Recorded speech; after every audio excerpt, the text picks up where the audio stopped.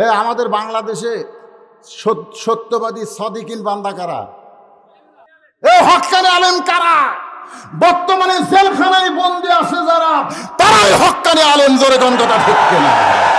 এই বাংলাদেশে 50 বছর কোরআনের হক তাফসির করে বাংলাদেশের মানুষ তাফসির কারে কয় এটা বুঝাই দিয়া সেই আল্লাহর ওলি এখন জেলখানায়। জোরে কোন কথা ঠিক কিনা? মা সাদিকিন মানে কি?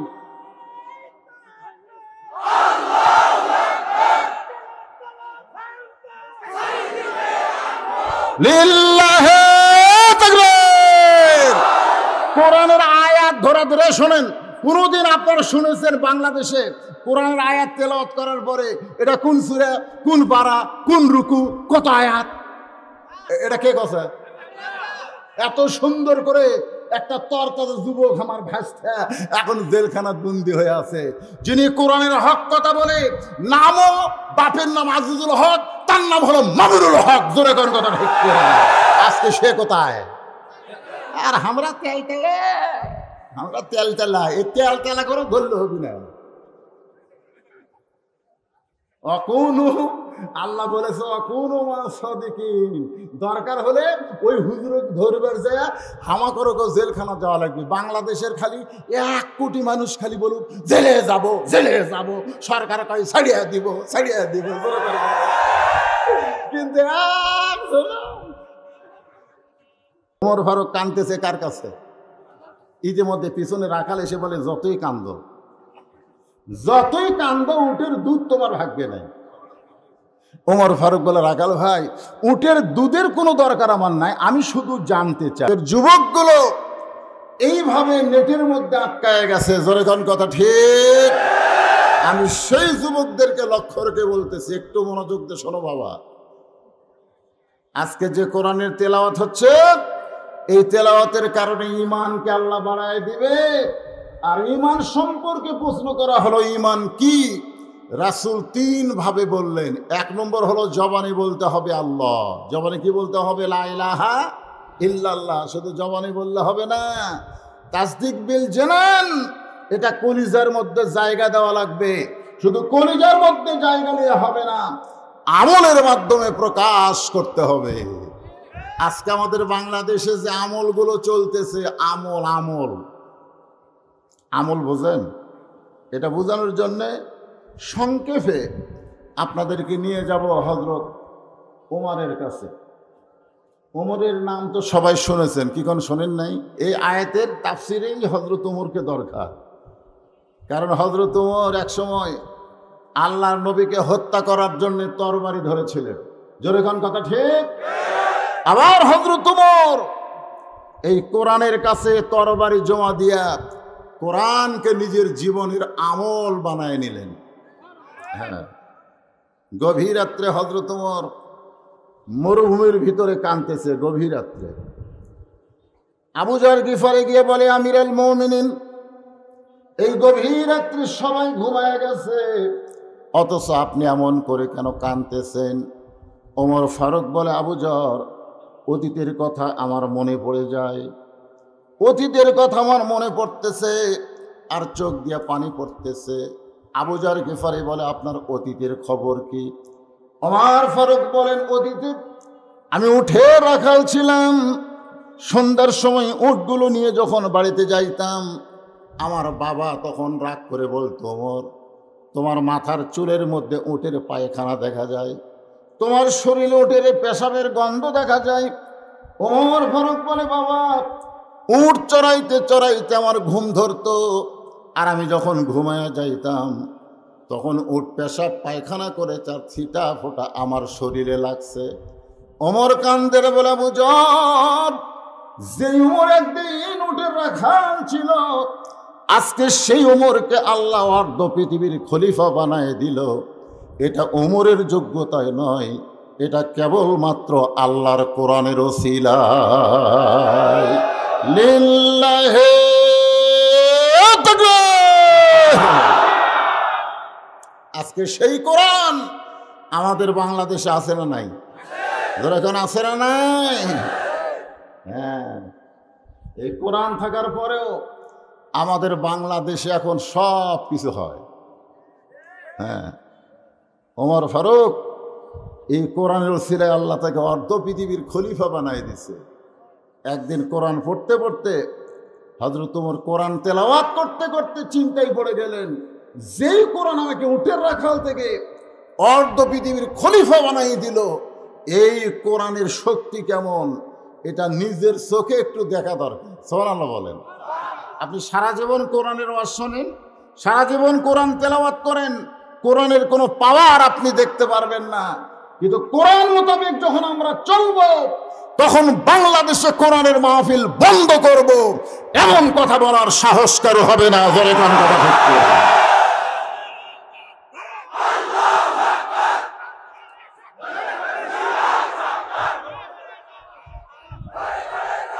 লিল্লাহে তাকবীর। হযরত ওমর কোরআন পড়তে পড়তে, কোরআন তেলাওয়াত করতে করতে যখন পড়লেন ওয়াইজা তুলিয়াত আলাইহিম আয়াতুহু জাদাতুহুম ঈমানান, এই ঈমানদারেরা শোনেন, ঈমান তো ঘুমায় গেছে, দিনের পর জিনিসের দাম বাড়তেছে, মানুষ কথা কয় না, কথা কয় না। আজ থেকে 10-15 বছর আগে কোনো জিনিসের দাম বাড়লে মানুষ রাস্তায় মিছিল করত, রাস্তা অবরোধ করতো, জোরে কোন কথা ঠিক কিনা? আর এখন সব জিনিসের দাম বাইরে গেছে, একটা মানুষও কথা কয় না, সবাই বলে চুপ করে থাক, কথা বললেই বিপদ, কথা বললেই বিপদ। যখন আপনি কথা বলাকে বিপদ মনে করবেন, তখন বুঝবেন আপনার ইমানদার নাই, আপনি বেঈমান অটোমেটিক হয়ে গেছে। হক কথা বলার সময় যে জবান খোলে না, মৃত্যুর সময় আল্লাহ তার জবানে কলেমা নসিব করাবে না।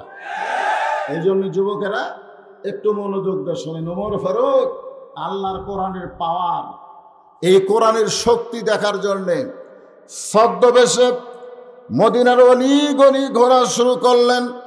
হঠাৎ হযরত ওমর দেখতে পায় দুই পাহাড়ের মাঝখানে বিস্তীর্ণ মরুভূমি, ওই মরুভূমির ভিতরে একজন রাখাল উট আর দুম্বা চড়ায়।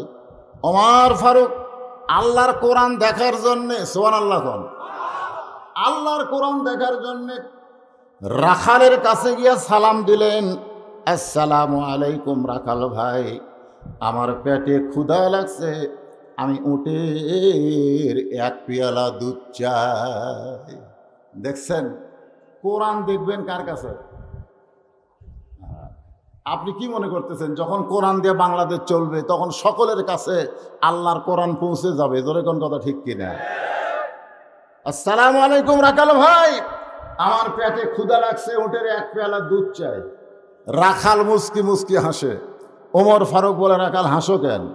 বলে, হাসার কারণ হলো তুমি যে আমারে সালাম দিলে, উটের এক পেয়ালা দুধ চাইলা, তোমার পরিচয় কি? একটা পরিচয় লাগবে তো, লাগবে না? ওমর ফারুক চিন্তায় পড়ে গেলেন যে অর্ধ পৃথিবীর খলিফা হয়ে আমি ছদ্মবেশ ধারণ করেছি, এই মুহূর্তে যদি আমি পরিচয় দেই তাহলে তো আমার গুমুর ফাঁস হয়ে যায়। ওমর ফারুক বললেন, রাখাল আমার পরিচয় জানার কি দরকার? রাখাল বলতেছে, তুমি আমাকে সালাম দিলে, আমার কাছে উটের এক পেয়ালা দুধ চাইলে, যতক্ষণ পর্যন্ত তোমার পরিচয় না দিবা ততক্ষণ পর্যন্ত আমি তোমার সালামের উত্তর দিব না। ওমর ফারুক চিন্তায় পড়ে গেলেন, আমার পরিচয় কি? আমার পরিচয় হলো ওমর, আমার পরিচয় হলো অর্ধ পৃথিবীর খলিফা। এমন সময় আল্লাহর কোরআন বলতেছে, ওমর তোমার পরিচয় ওমর নয়, তোমার পরিচয় অর্ধ পৃথিবীর খলিফা নয়, তোমার পরিচয় হলো মিল্লাতা আবিকুম ইব্রাহিম ওয়া সাম্মাকুমুল মুসলিমিন।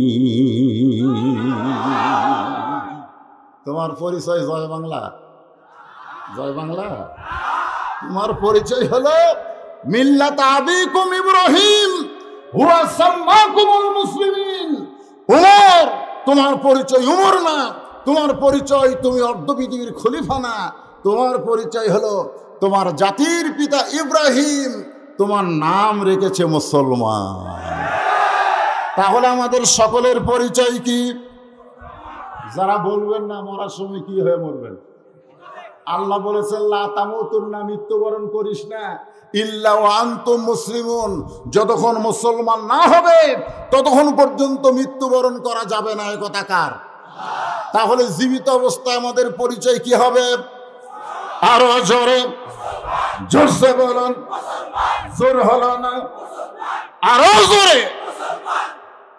ওমর ফারুক বললেন, রাখাল আমার পরিচয় যখন জানতে চাচ্ছ, আমার পরিচয় হলো মুসলমান। রাখাল মুসকে মুসকে হাসে।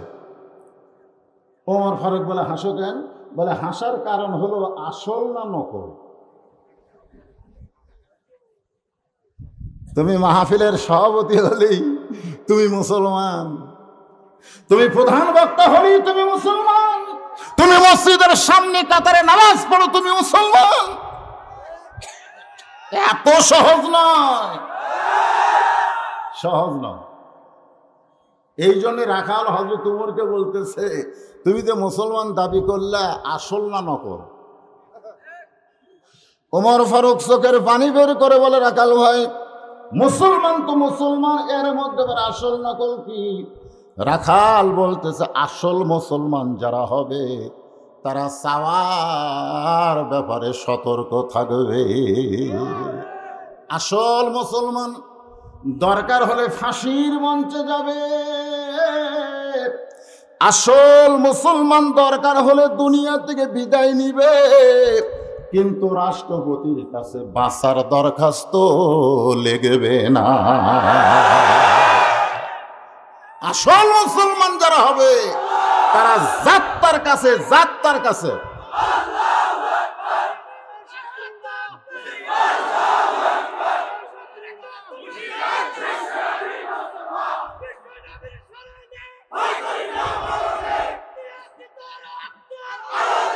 লিল্লাহে তাকবীর। শোনেন, সঙ্গে সঙ্গে হযরত ওমরের চোখ দিয়ে পানি পড়তেছে। আল্লাহ, তোমার কোরআন যখন সমাজের মধ্যে চালু থাকবে, তখন উমর ফারুক যদি ভুল করে একটা রাখাল পর্যন্ত ধরতে পারবে।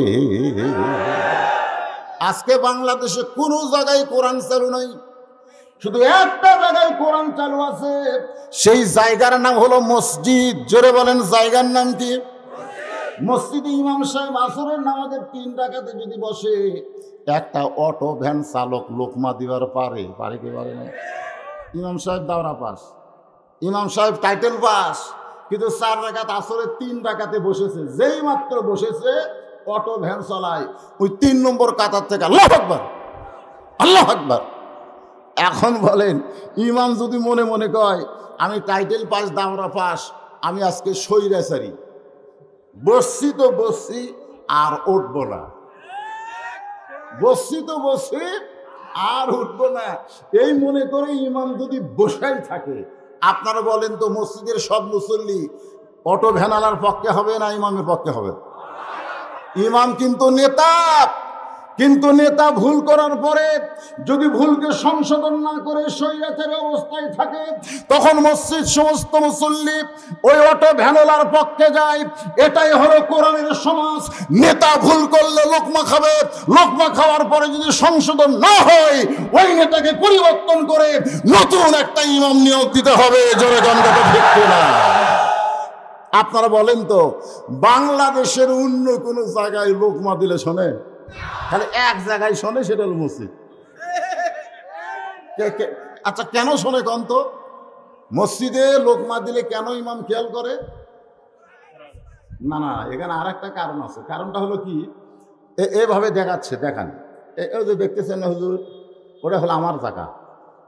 ওর সাইডে যেটা দেখতেছেন, ওটা আমার ভাইয়ের, ওই সাইডে আমার চাচার, আর এই সাইডে যা দেখতেছেন সব আমার বাপের।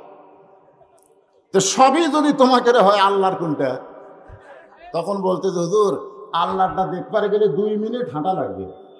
2 মিনিট আল্লাহটা দেখতে গেলে কয় মিনিট হাঁটা লাগবে? চলো আল্লাহটা দেখে আসি। এবার হাত ধরে নিয়ে মসজিদের কাছে গিয়ে বলতেছে, দেখেন কথার সাইজ দেখেন, মসজিদের কাছে গিয়ে বলতেছে, এখানে আল্লাহর কিছু ছিল না, আমার চাচাই 10 শতক আল্লাহ দান করছে। আমার চাচা আল্লাহকে 10 শতক দান করছে, আর আমরা টাকা পয়সা দিয়ে আল্লাহ মসজিদ বানিয়ে দিছি। তখন ফেরেশতা কয়, আল্লাহ এটা কোন দেশ?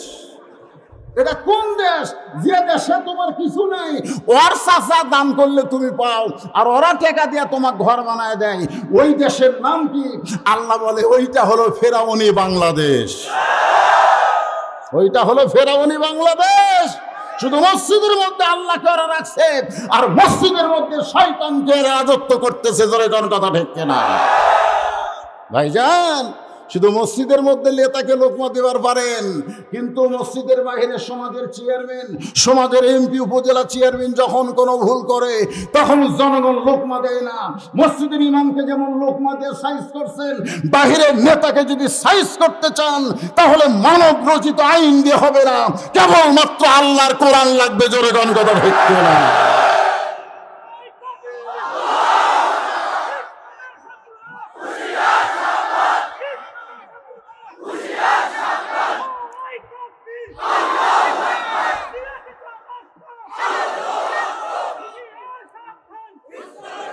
লিল্লাহি তাকবীর। ওমর ফারুক জোরহাত করে বলতেছে, রাখাল ভাই, আসলেই চাওয়ার ব্যাপারে আমার ভুল হয়ে গেছে। চাওয়ার ব্যাপারে কি হয়েছে? এই কথার দিকে খেয়াল করেন। অর্ধ পৃথিবীর খলিফা ভুল স্বীকার করছে কার কাছে? আসলেই চাওয়ার ব্যাপারে আমার ভুল হয়ে গেছে। চাওয়া লাগবে কার কাছে? আর আমি তোমার কাছে দুধ চাইছি, আসলে আমার ভুল হয়ে গেছে। রাখাল মুসকে মুসকে হাসে আর বলে, ভুল যদি স্বীকার করো তাহলে তওবা করো। কারণ ভুল স্বীকারের মাপ আছে না নাই? জোরে কোন আছে না নাই? ভুল করছি ভাই, জোর করে 5 বছরের জায়গায় 10 বছর দখল করে বসে আছি, আমি ভুল করছি ভাই। এবার জনগণের কাছে ভুল স্বীকার করে নতুন করে আবার গণতন্ত্রের নির্বাচন চাই। জোরে কোন কথা ঠিক কিনা? ভুল করছি ভাই, ভুল ভুল কি কোন ভুল আছে না নাই? তো এখন ওমর ফারুক বলতেছে যে আমি ভুল করছি ভাই। রাখাল বলতেছে, ভুলটা যখন স্বীকার করছো তাহলে তওবা করো। ওমর ফারুক বলে, আমি তওবা করতেছি। রাখাল বলে, তুমি মূর্খ মানুষ, তুমি তওবা কেমনে করবা? ওমর ফারুকের চোখ দিয়ে পানি পড়তেছে, কারণ আল্লাহ রাসূল বলেছেন, আমার পরে কেউ যদি নবী হতো, লাউকানা ওমর, ওমরকে আল্লাহ নবী বানায় দিত। সেই ওমরকে রাখাল বলতেছে, তুমি মূর্খ মানুষ, তুমি তওবা কেমনে করবা? ওমর কয়, রাখাল আমার মধ্যে মূর্খামির কি দেখলা? রাখাল বলতেছে যে চাওয়ার ব্যাপারে সতর্ক হয় না, সে হলো সবচাইতে বড় মূর্খ। ওমর ফারুক বলে, রাখাল তাহলে তুমি আমাকে তওবা পড়াইয়া দাও। এবার রাখাল হযরত ওমরকে তওবা পড়াচ্ছে, আর ওমর ফারুকের চোখ দিয়ে পানি পড়তেছে। আল্লাহ, তোমার কোরআন যখন সমাজের মধ্যে চালু হয়ে যাবে, তখন ওমর ভুল করলে একটা রাখাল পর্যন্ত তওবা পড়াবে। আস্তাগফিরুল্লাহ পড়েন, আস্তাগফিরুল্লাহ রব্বি মিন কুল্লি জামবি ওয়া তুবু ইলাইহি লা হাওলা ওয়ালা কুওয়াতা ইল্লা বিল্লাহিল আলিয়্যিল আযীম। ওমর ফারুক তওবা করার পরে বলতেছে, ও রাখাল ভাই, আল্লাহর ওয়াস্তে উটের 1 পেয়ালা দুধ দাও, যেই দুধটা পান করে আমি ক্ষুধা তৃষ্ণা নিবারণ করতে চাই।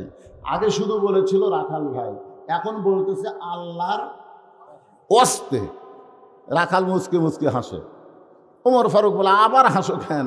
বলে, হাসার কারণ হলো তওবা করার পরে তুমি আবার মুনাফিকি করলে। যেই কইছে মুনাফিক, ওমর ফারুকের চেহারা রক্তের মতো লাল হয়ে গেছে।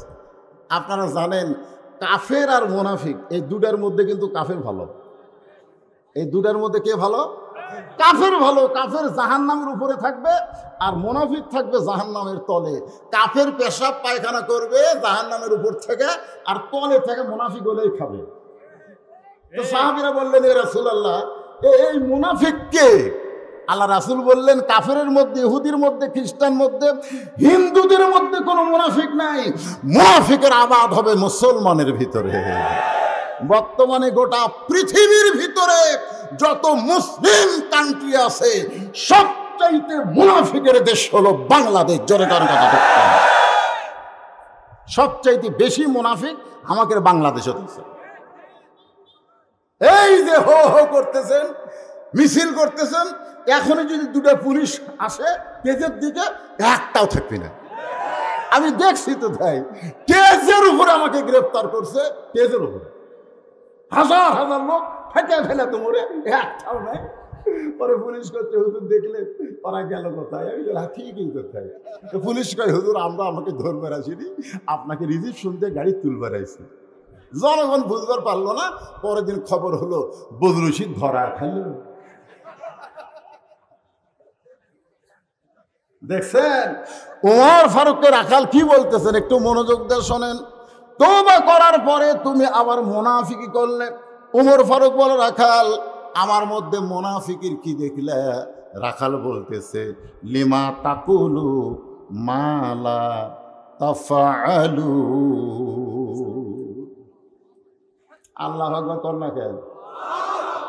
রাখাল বলতেছে দেখে পছন্দ হচ্ছে না। রাখাল কি বাপের কথা কয় না আল্লাহর কোরআনের কথা কয়? লিমা তাকুলু মালা তাফাইলুন। পথিক, তোমার এই মুখের সাথে, ওমর ফারুককে রাখাল বলতেছে, তোমার মুখের সাথে অন্তরের মিল নেই। ওমর ফারুক বলে, মুখের সাথে অন্তর মিল নেই কেমনে বুঝলে? বলে, তুমি সত্যি করে বলো তো, আমি কি উটের মালিক? সত্যি করে বলো। ওমর ফারুককে রাখাল বলতেছে, আমি কি উটের মালিক? আমি যদি উটের মালিক হই তাহলে তুমি আমাকে রাখাল বললা কেন? আর যখনই আমাকে রাখাল বলছো তখন তোমার মন বলতেছে আমি উটের মালিক না। মালিক বাদ দিয়ে রাখালের কাছে কেউ যদি আল্লাহর আসতেও চাই, রাখাল দিবার পারবে। মনে করেন আমি কি, আমি হলাম একটা রাখাল, মালিককে আরো ধরে এখন হাতের মধ্যে 200 টাকা দিয়ে কয়, হুজুর দোয়া করেন। আমি বললাম, কি দোয়া বাবা? বলে, আমার বইয়ের পেটে বাচ্চা আইছে, আল্লাহ যেন পুত্র দেয়। আমি পকেট থেকে টাকা বার করে দিয়ে দিলাম। তাই হুজুর আমি তো টাকা চাইনি, দোয়া চাইছি। আমি বললাম, পাগল, আমি 3টে মেয়ের বাপ, আমি নিজেই 3টে মেয়ের বাপ। আমার দোয়া দিয়ে যদি পুত্র হয় তাহলে আমাকে আল্লাহ আগে দিত। তা আমার দোয়া দিয়ে যদি আমার বইয়ের পেটে পুত্র না হয়, তোর বইয়ের পেটে হবে? তোর কয়, হুজুর আমি তো তা জানি না, তাহলে টাকা ফেরত দেন। ওই টাকা নিয়ে দৌড় মারতেছে। আমি কোথায় যাও? বলে, যেই হুজুরের বেটা চলেছে আমি তার কাছে যাব। আমি কইলাম, কোন হুজুরের কাছে না, কোন বাবার কাছে না, কোন মাজারে না, পাইতে যদি চাও কেবলমাত্র মালিক আল্লাহর কাছে চাও। জোরে কোন কথা ঠিক? রাখাল বলে, পথিক হযরত ওমরকে বলতেছে, সত্যি যদি আল্লাহর রাস্তায় উটের এক পেয়ালা দুধ চাও তাহলে এখান থেকে 10 মাইল দূরে মালিকের বাড়ি। সেই মালিকের বাড়িতে গিয়ে বলো, মালিক তোমার রাখাল উট আর দুম্বা চড়াই। তুমি মালিক যদি হুকুম দাও তাহলে রাখাল আল্লাহর রাস্তায় উটের এক পেয়ালা দুধ দিবে। ওমর ফারুক বলে, রাখাল ভাই অত দূর মালিকের বাড়ি যাওয়ার দরকার আমার নাই, বরং তোমাকে 2টা টাকা দিলাম, এই 2টা টাকার বিনিময়ে তুমি উটের এক পেয়ালা দুধ দাও। রাখাল চারিদিকে তাকায়, এভাবে চারিদিকে তাকায় বলে, পথিক তুমি কি হযরত ওমরকে চিনো? রাখাল এভাবে চারিদিকে তাকায় বলে, পথিক তুমি কি হযরত ওমরকে চিনো? উমরের গুপ্ত বাহিনী যদি দূর থেকে দেখতে পায় যে তুমি আমাকে 2 টাকা ঘুষ দিছো আর আমি মালিক বাদ দিয়ে তোমাকে এক পেয়ালা দুধ দিছি, তাহলে তোমাকেও ধরবে এবং আমাকেও ধরবে। এই বয়সে কি তোমার ধরার ভয় নাই? ওমর ফারুক বলে, রাখাল ভাই তাহলে চলো আমরা পাহাড়ের গুহার মধ্যে যাই। ওই গুহার মধ্যে গিয়ে তোমাকে গোপনে 2টা টাকা দিব আর গোপনে উটের এক পেয়ালা দুধ দিবে। তাহলে উমরের গুপ্ত বাহিনীও ধরতে পারবে না, তোমার মালিকেও জানতে পারবে না। সঙ্গে সঙ্গে রাখাল বলে, ভণ্ড, তুমি ভণ্ড, তুমি ভণ্ড। ওমর ফারুক বলে, রাখাল আমার মধ্যে ভণ্ডামির কি দেখলা? রাখাল বলে, পথিক পাহাড়ের গুহার মধ্যে দেওয়া নেওয়া করলে উমরের গুপ্ত বাহিনী দেখতে পাবে না, আমার মালিক জানতে পারবে না, কিন্তু আমার আল্লাহ সব দেখতে পায়। সঙ্গে সঙ্গে হযরত ওমর এক দৌড়ে পাহাড়ের পাদদেশে গিয়ে 2 রাকাত নামাজ পড়ে আল্লাহর কোরআন চুমো দিয়ে বলতেছে, আল্লাহ তোমার কোরআনের এত পাওয়ার, দুনিয়ার কোনো পুলিশ লাগে না, দুনিয়ার কোনো র্যাব লাগে না, বান্দা যেখানে অপরাধ করে কেউ না দেখলে দেখে কে। ওমর ফারুক আল্লাহর কাছে কাঁদতেছে আর বলতেছে, আল্লাহ আজকে আমি পবিত্র কোরআন রাখালের ভিতরে দেখতে পেলাম। রাখাল শুধু রাখাল নয়, আল্লাহর একটা বাস্তব কোরআন। জোরে কান সুবহানাল্লাহ। ওমর ফারুক রাখালকে বলতেছে, আমি শুধু জানতে চাই তুমি না দেখা আল্লাহকে কলিজার মধ্যে জায়গা দিয়ে তুমি যে আল্লাহর কোরআন অনুযায়ী চলতেছো, এর বিনিময়ে তোমার চাহিদা কি? এই কোরআনের দল করে তুমি যে জেলের মধ্যে, তুমি রিমান্ডে আছো, আমির হামজার মতো কোরআনের সুন্দর আলোচনা করার পরে আজকে বছরের পর বছর জেলখানায় বন্দি আছে। আমির হামজাকে কেউ যদি জিজ্ঞাসা করে, এই যে কোরআনের ওয়াজ করার পরে তুমি জেলখানায় বন্দি আছো, তোমার চাহিদা কি? কি চাহিদা নাই? কি কোন চাহিদা নাই? ওমর ফারুক বলতেছে, রাখাল না দেখা আল্লাহকে কলিজার মধ্যে জায়গা দিয়ে আল্লাহর কোরআন অনুযায়ী তুমি চলতেছো, তোমার ভালো একটা চাকরি নাই, তোমার ভালো একটা বাড়িও নাই, তোমার ভালো একটা খাবারও নাই, এরপরও আল্লাহর কোরআন অনুযায়ী চলার পিছনে তোমার চাহিদা কি? সঙ্গে সঙ্গে রাখাল মুচকি হেসে পবিত্র কোরআন থেকে একটা আয়াত তেলাওয়াত করলেন। যারা পারেন তারা আমার সঙ্গে পড়েন, রব্বানা পড়েন, রব্বানা আতিনা ফিদ দুনিয়া হাসানাতাও ওয়া ফিল আখিরাতি হাসানা ওয়া কিনা আযাবান নার। ওমর ফারুক বলতেছে, রাখাল ভাই আমি তোমার চাহিদার কথা জানতে চাইলাম আর তুমি আল্লাহর কোরআন শুনে দিলে, ব্যাপার কি? রাখাল বলে, তুমি আসলেই মূর্খ। কাকে বলতেছে? হযরত ওমর রে, যে নবীর পরে নবী হওয়ার যোগ্যতা রাখে তাকে রাখাল বলতেছে তুমি আসলেই মূর্খ। আমি এই কোরআনের আয়াত দিয়ে কি বললাম মিয়া, তুমি বুঝলে না? ওমর ফারুক বলে, ভাই আমি আসলেই মূর্খ, আমাকে একটু বুঝাই দাও। রাখাল বলতেছে, এই যে আল্লাহর কোরআন অনুযায়ী চলার পিছনে আমার চাহিদা হলো দুইটা। ধরে কোন কয়টা? এক নম্বর চাহিদা হলো, যেই কোরআন আল্লাহর আইন চালু করার জন্য হযরত ওমর অর্ধ পৃথিবীর খলিফা, সেই খলিফাতুল মুসলিমিন হযরত ওমরকে দুনিয়ার জীবনে যদি একটা বার দেখতে পাইতাম ফিদ দুনিয়া হাসানা, তাহলে আমার দুনিয়ার চাহিদা আল্লাহ পুরা করত। ওমর ফারুকের মতন মহামানব যদি কোরআনের আইন চালু না করত, আমার মতন রাখাল কি কোরআন অনুযায়ী চলতে পারত? সেই মহামানব হযরত ওমরকে শুধু একটা বার, ভাই এই দুনিয়াতে আমার একটা বার একটু দেখার চাহিদা। আমার দুই নম্বর চাহিদা হলো, আমি রাখাল যখন মরে যাব,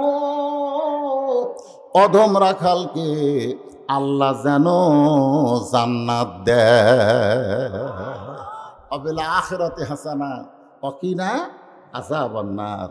আমার দুই নম্বর চাহিদা হলো, আমি রাখাল যখন মরে যাব, আল্লাহ যেন এই কোরআন আমল করার কারণে আমাকে জান্নাত দেয়। তাহলে রাখালের চাহিদা কয়টা?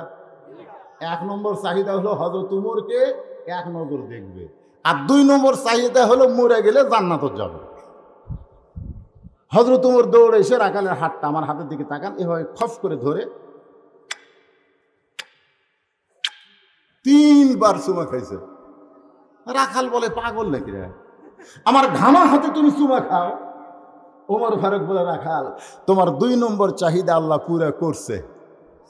পুরা করবে না, পুরা করবে না, পুরা করছে। আচ্ছা পুরা করছে মানে কি বুঝতেছেন?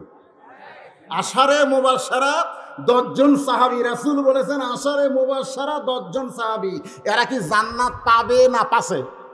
পাইছে। ওমর ফারুক বলতেছেন তোমার দুই নম্বর চাহিদা আল্লাহ পুরা করছে, মরার সঙ্গে সঙ্গে আল্লাহ তোমার জন্য 8টা জান্নাতের দরজা খুলে দিবে। আপনারা তো সুবহানাল্লাহ বলেন, কিন্তু রাখাল সুবহানাল্লাহ হয় না। ওমর ফারুক বলে, রাখাল তোমার দুই নম্বর চাহিদা আল্লাহ পুরা করছে, এইটা শোনার পরে তুমি কি খুশি না? রাখাল বলতেছে, ভাই এতক্ষণ মনে করছিলাম তুমি বোকা, কিন্তু এখন দেখতেছি তুমি চালাক। মরে গেলে জান্নাত পাবো, এই বাকির কথা তুমি ভালোই কও, কিন্তু হযরত ওমরকে এক নজর দেখতে পাবো, সেই লগত কথা বলতে তোমার কোন জায়গাত বাজায়? হ্যাঁ, একটা হলো নগদ, একটা হলো বাকি। হযরত ওমরকে দুনিয়াতে দেখা হলো কি? নগদ। যেরকম দেখা হলো কি নগদ। একটা ভালো নেতা দেখা এটা ভাগ্যের ব্যাপার। আমাদের বাংলাদেশে যত নেতা দেখতেছি, আপনারা কি উমর ফারুকের মতো নেতা দেখতে চান না? যেরকম দেখতে চান না? যেগুলো নেতা আমরা দেখতেছি এরা নেতা নেতা। একটা নেতা কম তো যে মাগরিবের নামাজ পড়াও, এরা আসর আর জোহর পড়াবার পারবে, কারণ জোরে কেরাত নাই তো।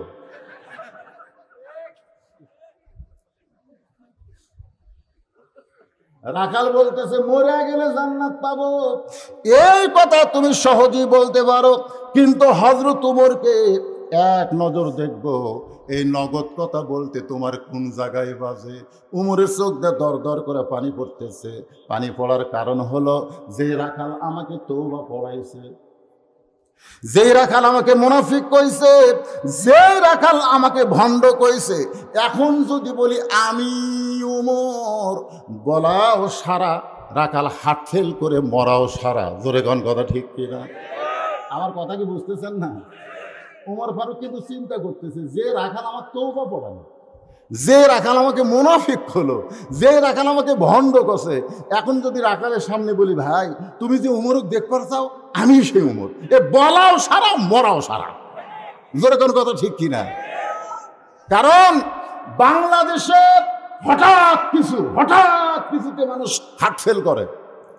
বর্তমান সরকার করোনা দূর করার জন্য বহু চেষ্টা করেছে, কিন্তু দ্রব্যমূল্য দিন দিন বাড়ার কারণে অনেক লোক হার্ট ফেল করে মারা যাচ্ছে। জোরে কোন কথা ঠিক কিনা? অনেক লোক হার্ট ফেল করে মারা যাচ্ছে। আগের দিন কিনছে 86 টাকা চাউমিন তেল, পরের দিন কিনবে যে 200, মারাও সারা। আপনি জানেন 3 বছরে করোনা হয়ে মরছে 30,000, আর প্রত্যেক বছর হার্ট ফেল হয়ে মরতেছে 55,000। প্রতি বছর ক্যান্সার হয়ে, ক্যান্সার হাসপাতালে বলছে প্রতি বছর ক্যান্সার হয়ে 50,000-এর মতো মানুষ বাংলাদেশে মারা যাচ্ছে। ক্যান্সার হয়ে মরতেছে, হার্ট ফেল হয়ে মরতেছে, এই রোগের কোনো চিন্তা সরকারের নাই।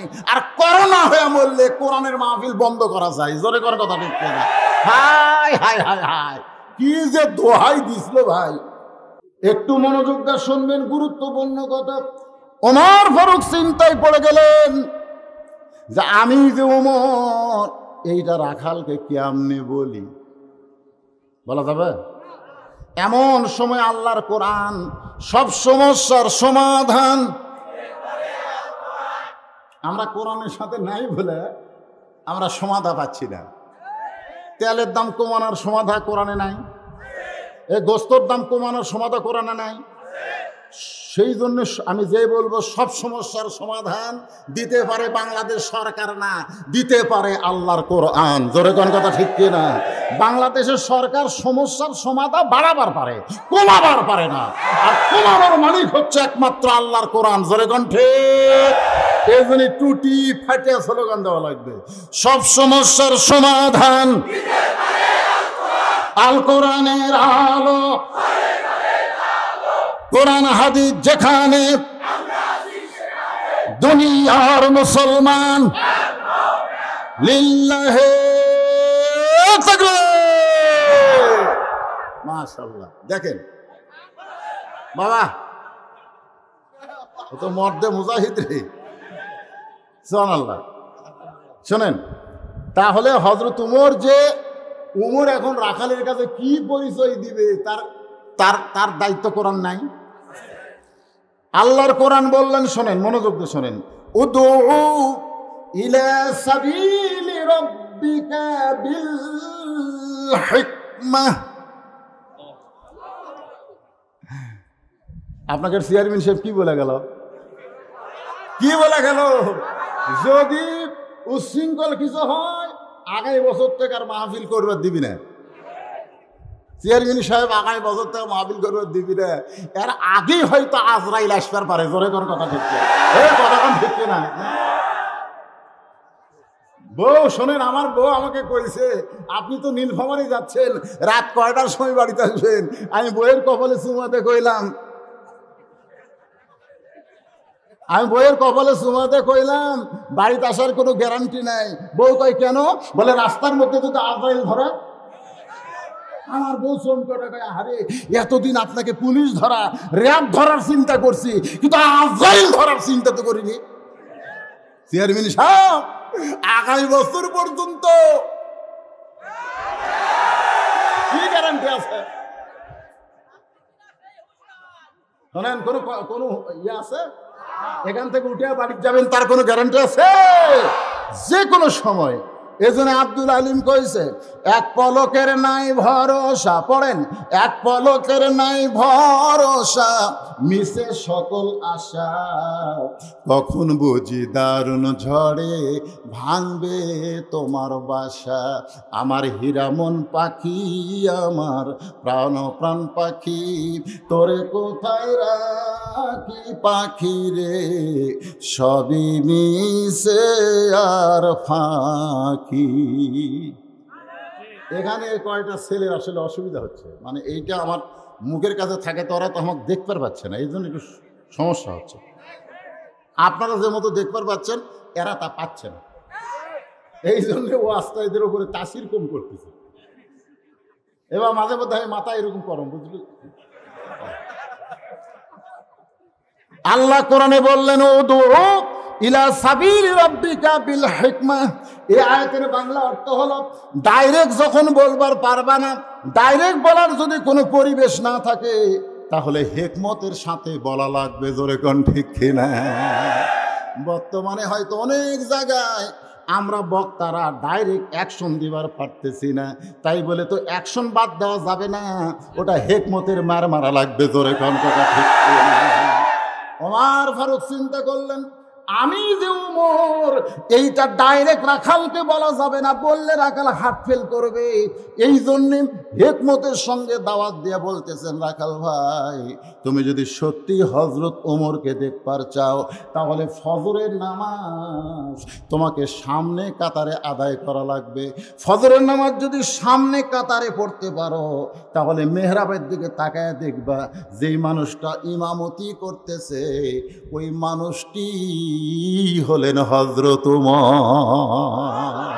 তার মানে বোঝা গেল কোরআন দিয়ে যখন রাষ্ট্র চলবে, প্রত্যেকটা মেম্বার, প্রত্যেকটা চেয়ারম্যান, প্রত্যেকটা এমপি, প্রত্যেকটা মন্ত্রীকে মসজিদের ইমাম হওয়া লাগবে। ফজরের নামাজ সামনে কাতারে পড়বে, তাহলে দেখবে মেহরাবের মধ্যে যে আল্লাহু আকবার কয় ইমামতি করে না, ওটাই উমর। এটা না কয়ে এর নাম কি? এর নাম কি?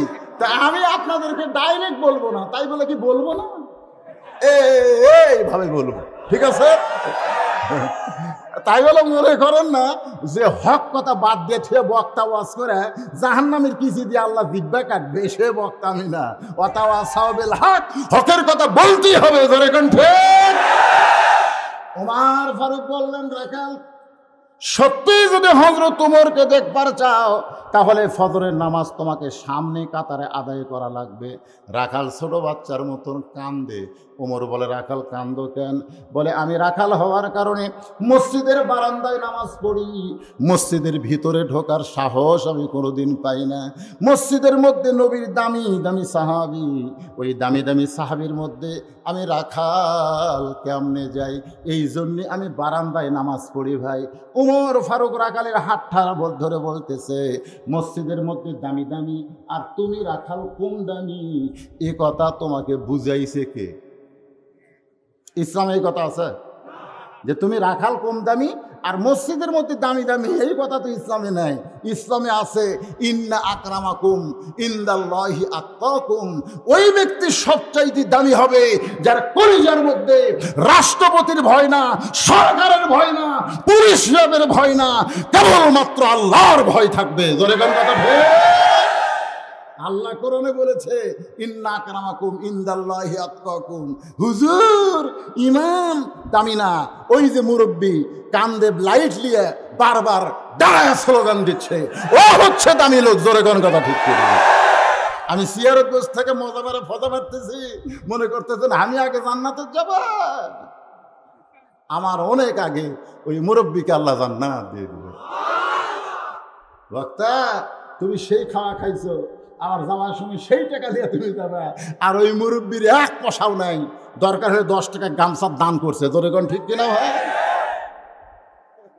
ইন্না আকরামাকুম ইনদাল্লাহি আতকাকুম। ওমর ফারুক বললেন, রাখাল তুমি বারান্দায় নামাজ পড়ো তাই তুমি কম দামি, আর মসজিদের মধ্যে যারা নামাজ পড়ে তারা দামি। এ কথা তোমাকে কে বুঝাইছে? যার কলিজার মধ্যে আল্লাহর বেশি ভয়, সে সব চাইতে সম্মানিত হয়। বরং তুমি আগামীকাল ফজরের নামাজ সামনে কাতারে পড়বে। কি করছে? রাখাল বলতেছে, তাহলে আজকে এশার নামাজ পড়ে আমি আর বাড়ি যাচ্ছি না। দেখেন হিকমত কি? বলে এশার নামাজ পড়ে আমি আর বাড়িতে যাচ্ছি না। ওমর ফারুক বলে, কেন? বলে এশার নামাজ পড়ে যদি বাড়ি যাই তাহলে ফজরের নামাজ সামনে কাতারে পড়া যাবে। এশা থেকে ফজর আর একটা হলো ফজর থেকে জোহর, এই 2 ওয়াক্ত নামাজের সময় লম্বা কেন? আসর, মাগরিব, এশা খালি লাগালাগি। তোরে কোন কথা ঠিক কিনা? এই দেখেন আসর শেষ করতে কিছুক্ষণ পরে মাগরিব, এই মাগরিব শেষ না হতে এশা শুরু হয়ে গেছে। কিন্তু এশা থেকে ফজর আর ফজর থেকে জোহর এই 2 ওয়াক্ত লম্বা কেন? রাখাল বলতেছে, ভাই আমি তো বলতে পারবো না। ওমর ফারুক বললেন, তাহলে শোনো, ফজর থেকে জোহর আল্লাহ লম্বা করে দেওয়ার কারণে ফজর থেকে জোহরের মাঝখানে যে সময়টা থাকবে, এই সময় চাকরি বাকরি ব্যবসা বাণিজ্য করবে, খেতে খামারে কাজকাম করবে। এই কাজকাম করতে গিয়া, চাকরি বাকরি ব্যবসা বাণিজ্য করতে গিয়া মাথার ব্রেন ক্ষয় হবে, শরীরের ক্ষয় হবে। এই ক্ষয়টা পূরণ করার জন্যে এশা থেকে ফজর পর্যন্ত আল্লাহ লম্বা সময় দিছে। এই লম্বা সময়ের মধ্যে ঘুমায় যাবা, আল্লাহ দিনের ক্ষয় পুরা করে দিবে। তুমি যে এশার নামাজ পড়ে বাড়ির যাওয়ার চাচ্ছে না, ফজর নামাজ সামনে ধরবা, যদি ঘুম ধরে তো রাখাল বলতেছে, ঘুম যদি ধরে তাহলে মসজিদের মধ্যেই, কথাটা খেয়াল করবেন, মসজিদের মধ্যেই কোনো এক জায়গায় ঘুমায় যাব। ওমর ফারুকের চেহারা রক্তের মতন লাল। রক্তের মতন লাল কখন হয়? হায় রে,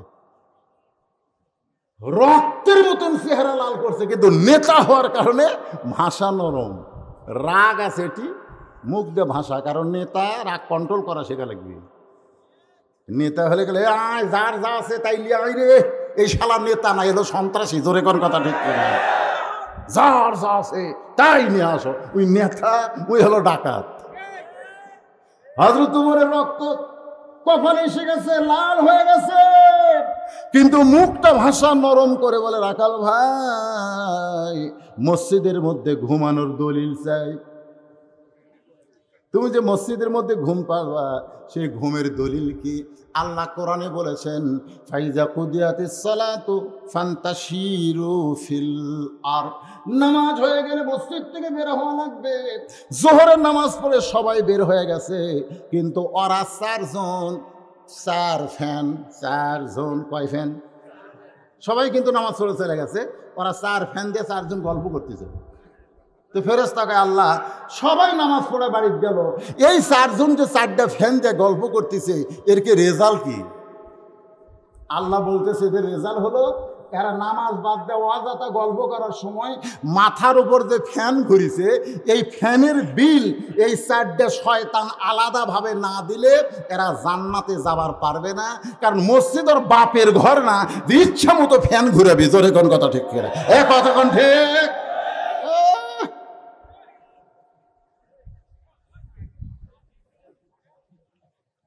অনেকে কয় চলো মসজিদের যা ঘুম পাড়ি, চলো মসজিদ ঘুম পাড়ি।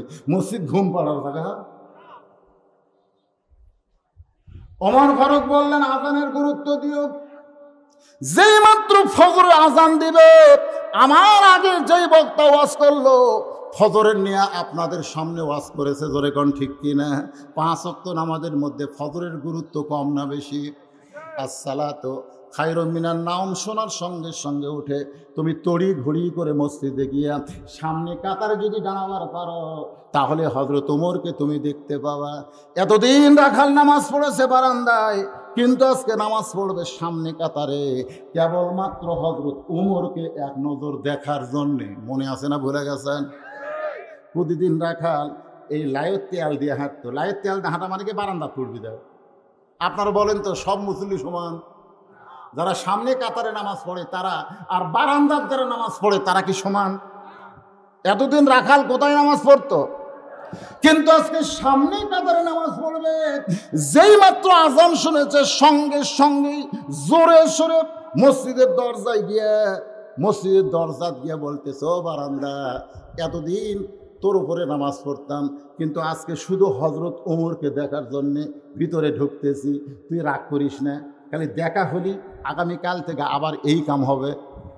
এই মনে করে রাখাল মসজিদের ভিতরে ঢুকতেছে।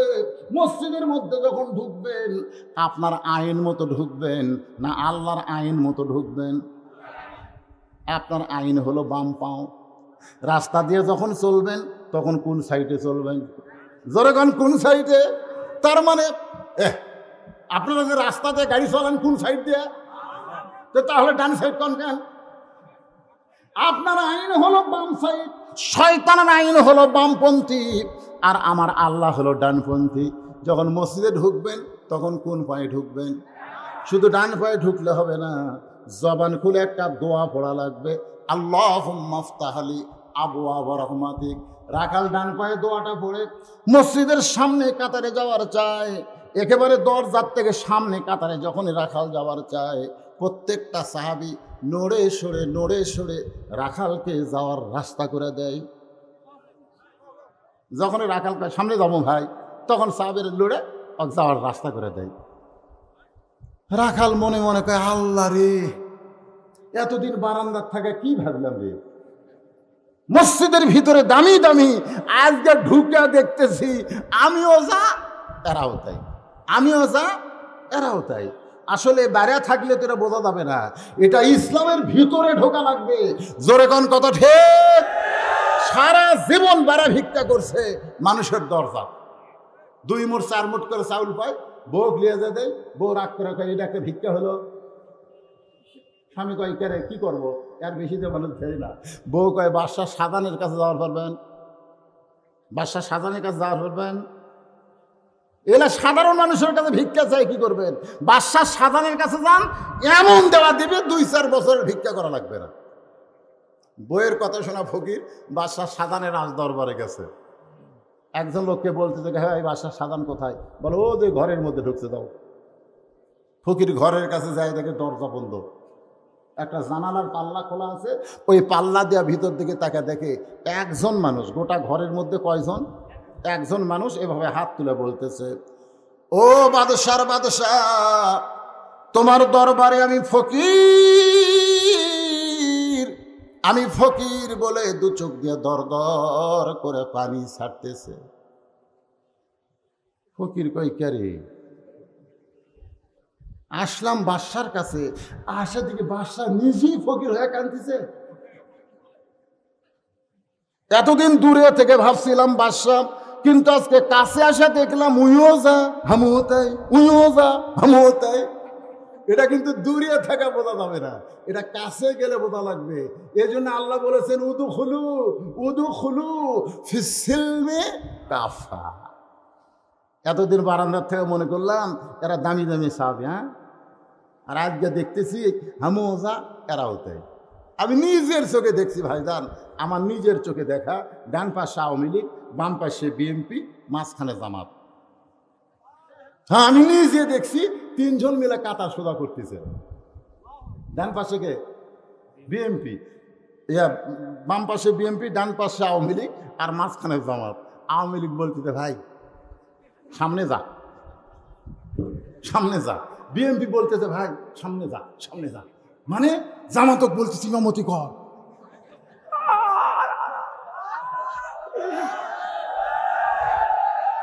জামাত ইসলাম বলতেছে, ভাই রে, তুই হইলি স্বাধীনতার স্থপতি, আর তুই হইলি স্বাধীনতার ঘোষক, আর আমি হলাম রাজাকার। যে তোরা দুইজন আমার পাশে ইক্তেদা করলে নামাজ হবে। আওয়ামী লীগ বলতে যে বাইরে যা হয় হয়ে যায়, ভিতরে আমরা তিন ভাই, এই ভিতরে কোনো তফাৎ নাই। যাদেরকে তোমরা রাজাকার বলো, আজকে বাংলাদেশের সব মসজিদ তারা দখল করে নিয়েছে। তোর এখন কথা দেখতে থাকো, নামাজ পড়, পেঁচাল পারিস না, পেঁচাল পারিস না।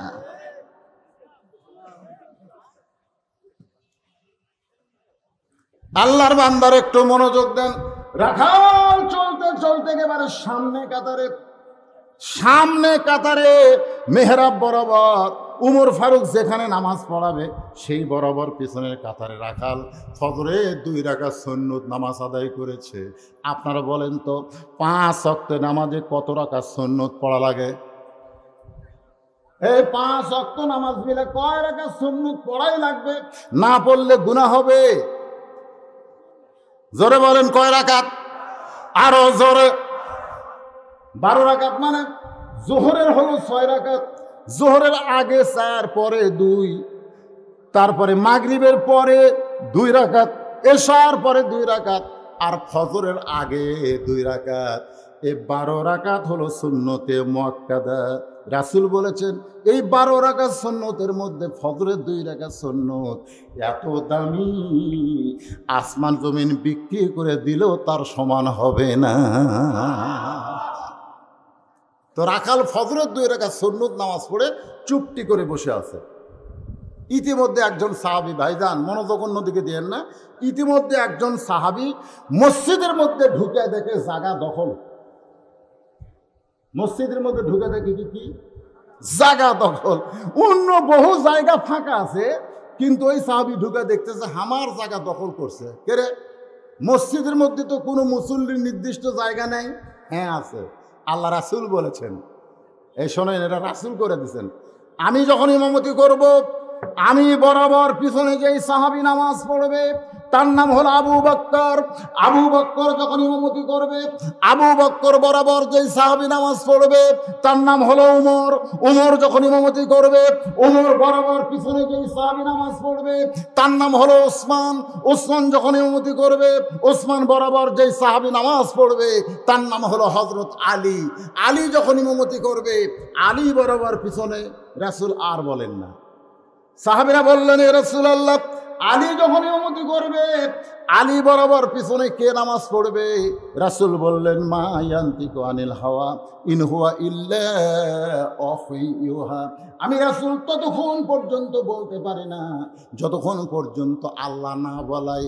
এ আলী পর্যন্ত বলার হুকুম পাইছি, এই পর্যন্তই হলো খোলাফায়ে রাশেদা।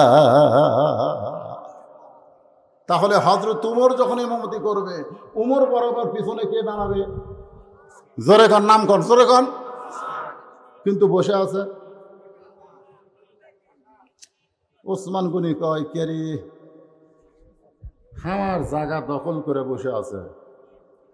আল্লাহ রাসূল বলেছেন, কেউ যদি মসজিদে কোনো জায়গা দখল করে বসে থাকে, সে নিজের ইচ্ছায় যদি জায়গা না ছাড়ে, ফতোয়াটা শুনবেন, সে যদি নিজের ইচ্ছায় জায়গা না ছাড়ে তাকে জোর করে সরানো যাবে না, ইল্লা ইমাম, শুধু ইমাম ছাড়া। মানে ইমামের জায়গা ছাড়া মসজিদের মধ্যে যত জায়গা আছে, কেউ যদি কোনো জায়গা দখল করে, সে যদি ইচ্ছা করে না ছাড়ে তাকে জোর করে সরানো যাবে। এখন সামনে একজন অটো ভ্যানালা দাঁড়াইছে, আমি হুজুর মানুষ পিছনে গেছি দ্বিতীয় কাতারে, একজন পিছন দিক তাকে দেখতো, কে অক্ষরে দিয়ে আমাকে খাড়া করে দিল। কবিরা গুনাহ হলো। কি গুনাহ হলো? কবিরা গুনাহ হলো। কিন্তু সেই ব্যক্তি যদি পিছনে তাকায় বলে, হুজুর আপনি কেন পিছনে সামনে আসেন, সেটা জায়েজ আছে। সে নিজের ইচ্ছায় জায়গা ছাড়াই দিয়ে যদি আপনি দেয়, সেটা জায়েজ আছে। কিন্তু তাকে আপনি সরাবার পারবেন না। তো ওসমান গনি আয়েশা দেখে ওই রাখালের পাশে ফাঁকা জায়গা, ওই ফাঁকা জায়গায় ফজরের 2 রাকাত সুন্নত নামাজ আদায় করলেন। ফজরের 2 রাকাত সুন্নত নামাজ আদায় করে ওসমান গনি লোকটার দিকে তাকাইছে। তাকাবে না? কি কোন তাকাবে না? আমার জায়গা দখল করে বসে আছে, এই লোকটা কে?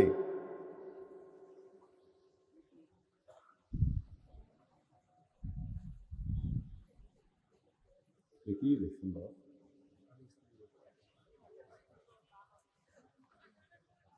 না না, স্বামী স্ত্রী ওয়াজ করা লাগবে। এই শোনেন শোনেন, আমি কি বলতেছি আজকে বৃষ্টি আছে ওটা লাগবে?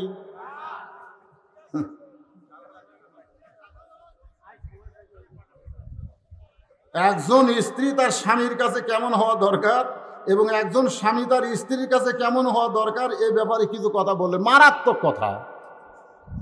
আমাদের বউগুলা যদি ভালো হয় আমাদের লাভ না লস, আর স্বামীগুলো যদি ভালো হয় মেয়েদের লাভ। এই জন্যে অবশ্যই মা বোনদের ওয়াজ আমি করবো ইনশাল্লাহ। হ্যাঁ, তবে আপনারা যেটা বলতেছি এরা কি বিরক্ত হচ্ছেন? দেখেন মারাত্মক কথা। ওসমান গনি এটা চলবে রে, তার ফাঁকে আবার এটাও কয়া লাগবে, তাই চলবে না। আপনারা হায় হায় রে, এরা কি রে, এই গরমের মধ্যেই ভাই বসে আছে, তাও লড়ে না, চড়ে না, ওঠে না। হ্যাঁ, মনোযোগ দিয়ে শোনেন। এখন ওসমান গনি তাকাইছে, ধরে কান কি করছে? আপনারা বলেন তো, একটা শিক্ষিত মানুষের এই যে ভাইয়ের দিকে যদি আমি তাকাই, ওই ভাই কিন্তু খুশি হবে। ওই ভাই যদি আমার দিকে তাকায় আমিও খুশি হব। কি জন্য আমাকে আলেম মনে করে তাকাইছে? ভাইকে আমি আলেম মনে করে তাকাইছি। কিন্তু আমি যদি কোনো ভ্যানালার দিকে তাকাই, ওই কিন্তু খেপে দেবে। হুজুর কি আমার দিকে তাকালেন কে? আসলে মূর্খ মানুষের দিকে তাকালে মূর্খ লোকেরা রাগ করে। আর আপনারা সারা রাত যদি আমার দিকে তাকায় থাকেন, আমি রাগ করবো না। এখন এখন রাখাল তার দিকে তাকাছে ওসমান গনি।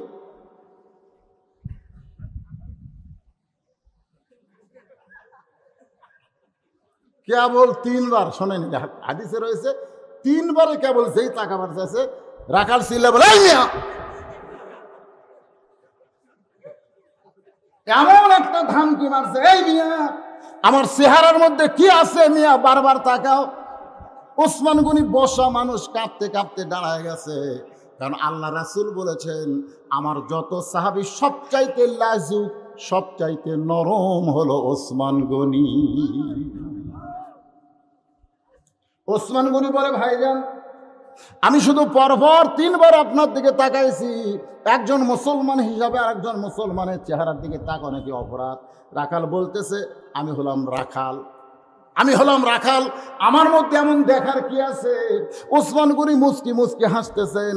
মুচকি মুচকি হাসার কারণ হলো, যারা রাখাল হবে তাদের ভাষা কোনোদিন নরম হবে না। যারা রাখাল হবে তাদের ভাষা কোনোদিন নরম হবে না। এই জন্য আল্লাহ রাসূল বলেছেন, প্রত্যেকটা অভিভাবককে আল্লাহ তাআলা রাখালের দায়িত্ব দিয়ে প্রেরণ করেছে। প্রত্যেকটা অভিভাবককে রাখালের দায়িত্ব, জোরে কোন কিসের দায়িত্ব? রাখালের দায়িত্ব দিয়ে প্রেরণ করেছে। আজকে আপনার মেয়ে কি করতেছে, ছেলে কি করতেছে, হয়তো বলবেন হুজুর রাখালের দায়িত্ব দিয়ে প্রেরণ করছে, এখানে ছেলে মেয়ে কি? আপনার অনেকে ভাবতেছেন যে হুজুর আমার বাড়িতে তো গরু নাই, ছাগল নাই, আমি কিসের রাখালি করব? এখানে গরু ছাগলের কথা বলছে। যে প্রত্যেকটা অভিভাবককে আল্লাহ রাখালের দায়িত্ব দিয়েছে, এখানে গরু ছাগল রূপও করতে আপনি ধরেন। আপনার বাড়িতে 45 বছর বয়সের একটা গাভী আছে, আমার বাড়িতে আছে। আমার বাড়ির যে গাভী তার বয়স হলো 45 বছর। মনে করেন আপনার বাড়িতে একটা আইডিয়া আছে, আইডিয়া বোঝেন না, আইডিয়া ষাঁড় গরু আইডিয়া আছে, তার বয়স হলো 22। আপনার বাড়িতে একটা বকনা আছে, বকনা ও যে মেয়া গরু, তার নাম আমাদের বগুড়াতে বকনা কয়, এই বকনার বয়স হলো 16। আপনি বলেন তো, ওই 22 বছরের আইডিয়া, 45 বছরের গাভী আর 16 বছরের বকনাকে আপনার রাখালি করার দরকার আছে না নাই? এখন আমি বোঝানোর জন্য বলতেছি, 45 বছরের গাভী হলো আপনার বউ, 22 বছরের আড়িয়া হলো আপনার ছেলে, আর 16 বছরের বকনা হলো আপনার মেয়ে। আপনি বলেন তো, আপনার মেয়ে, আপনার ছেলে, আপনার বউয়ের উপরে আপনার রাখালি করার দরকার আছে না নাই?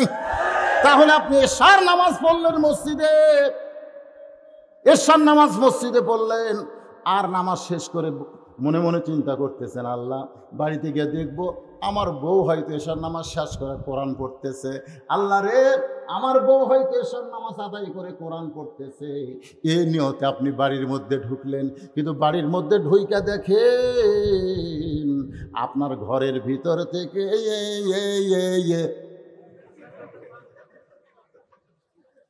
স্টার জলসা জি বাংলা ওই পূজার বাদ্য লোলো করে বাজতেছে। আপনি কি করলেন? আপনি যাই দেখেন আপনার গাভী মানে আপনার বউ স্টার জলসা দেখতেছে, আপনি তখন কি করবেন? আপনি এশার নামাজ পড়লেন, আপনি একজন রাখাল হয়ে এশার নামাজ পড়লেন, আর আপনার গাভী ভারতের চ্যানেল দেখতেছে, আপনার করার কিছু নাই? এই করার কিছু নাই, কি করছেন? আপনার 22 বছরের ছেলে সারাদিন কি করতেছে আপনার বাবা হিসাবে দেখার দরকার আছে না নাই? আপনার 16 বছরের মেয়ে কি করতেছে দেখেন। রাসূল কেবলমাত্র ঘরের মধ্যে ঢুকছে, আমার নবী ঘরের মধ্যে ঢুকে দেখে 9 বছরের ফাতেমা হাতের মধ্যে 2টা চুড়ি দিয়া মুস্কি মুস্কি হাসতেছে। নবীর মেয়ে 2 হাতে 2টা চুড়ি দিয়া মুস্কি মুস্কি হাসতেছে। রাসূল ঘর থেকে বাইরে এলেন, ফাতেমা চমকে গেল। যেই বাবা ঘরের মধ্যে গিয়ে আমাকে মা মা বলে আদর করবে, আর সেই বাবা ঘর থেকে বাইরে গেলেন, বারান্দায় এসে দেখে নবীর চোখ দিয়ে দর দর করে পানি পড়তেছে। ফাতেমা বলে, বাবা কি জন্য আপনি কাঁদেন? আল্লাহ রাসূল বলে, ফাতেমা তুমি মনে করো না নবীর মেয়ে বলে তুমি জান্নাতে যাবে, নবীর মেয়ে বলে আল্লাহ তোমাকে জান্নাত দিবে, এইটা মনে করো না। জান্নাতে যদি যাবার চাও ফাতেমা, তাহলে জান্নাতের আমল করে তোমাকে জান্নাতে যেতে হবে। এই দুনিয়াতে যারা সাজবে মা, আখেরাতে আল্লাহ তাদের সাজের কোনো ব্যবস্থা রাখবে না। সঙ্গে সঙ্গে ফাতেমা একটু মনোযোগ দিয়ে শোনেন, 9 বছরের মেয়ে হাতের 2টা চুড়ি খুলে মাটি ফাইলা দিছেন। যেই মাত্র ফাইলা দিছে, নবী দৌড়ে গিয়া ওই চুড়ি 2টে করে জামার পকেটের মধ্যে ঢুকাইলেন। ফাতেমা বললেন, বাবা যেই চুড়ি হাতে দেওয়ার কারণে আপনি রাগ করলেন, চোখের পানি বের করলেন, সেই চুড়ি ফেলে দিলাম, আপনি কেন আবার করে পকেটে ঢুকালেন? রাসূল বললেন, ফাতেমা তুই আমার কাছে আয়।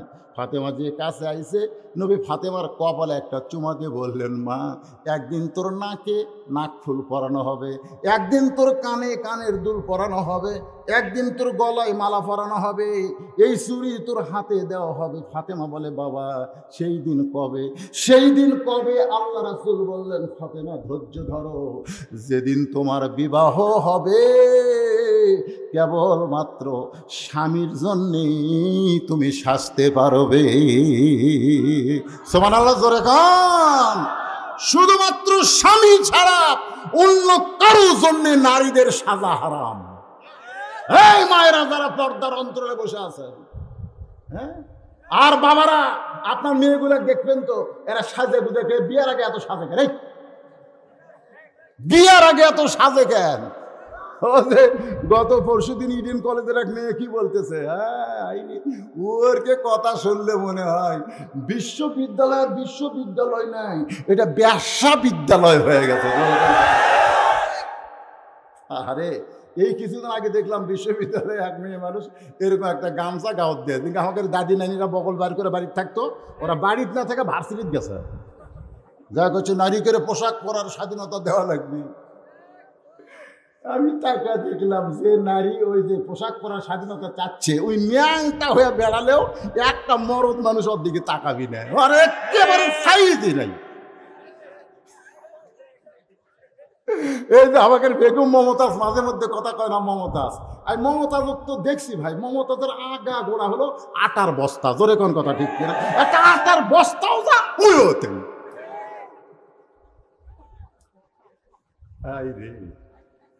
হ্যাঁ, বুড়া মানুষ আর কি বাস করবো। একটু মনোযোগ দিয়ে শোনেন। ওসমান গনি বলে, ভাইজান কোনদিন আপনাকে সামনে কাতারে দেখে নাই, আজকে প্রথম সামনে কাতারে দেখতেছি। আপনার পরিচয় কি? বলে, আমার পরিচয় হলো রাখাল, আমি সামনে কাতারে আসার কোনো দরকার নাই, শুধু আজকে এসেছি দেখার জন্যে, আজকে দেখা হলেই আমি চলে যাব।